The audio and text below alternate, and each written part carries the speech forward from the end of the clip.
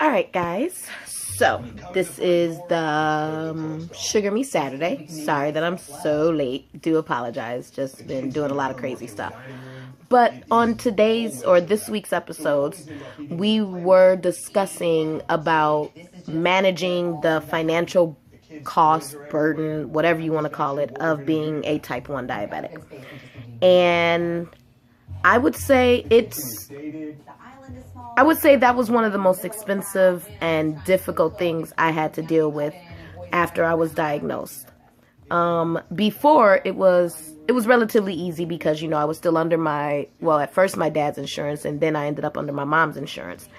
And I remember getting my supplies and everything. Like, again, I've been type 1 for 20 years. Oh my God, that sounds impossible.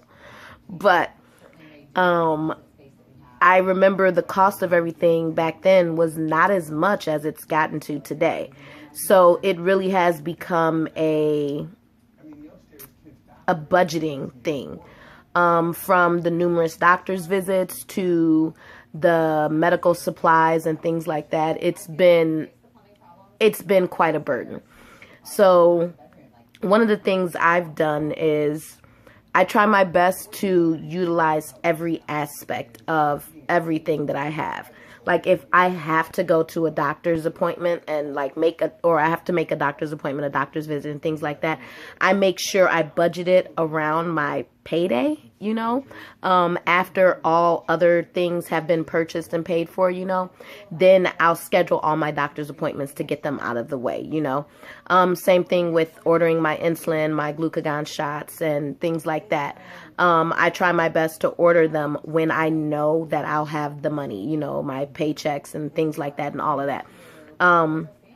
I work it into everything. So even if I want to go on a trip, I budget my trip around, do I have all my medical supplies before I can go and fly away or go do something or anything like that. It sucks that it has to be done that way, but it's just something that I have to do.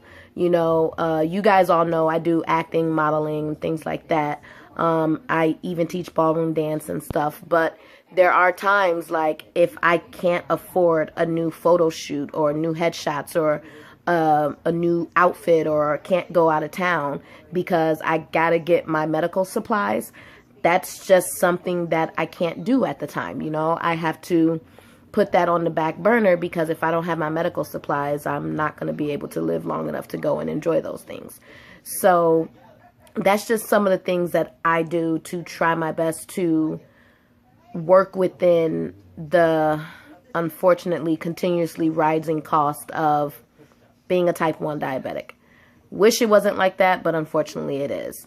So I don't know, are there any other tricks of the trade? I told you guys some of the things that I do.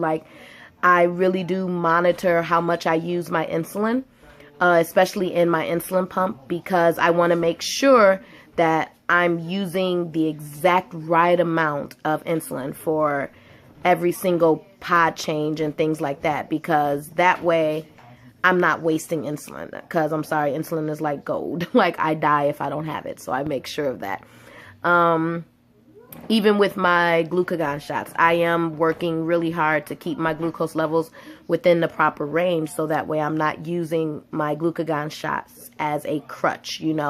I'm working on eating the right type of carbs, so that way I don't have to worry about bottoming out. You know what I mean? I'm working, it's a long, ongoing, continuous process, but it's something that I've worked into, I guess, my daily life. I mean, it's just, there's no other way around it. It's something that I have to do, and it's something that I work really hard at doing.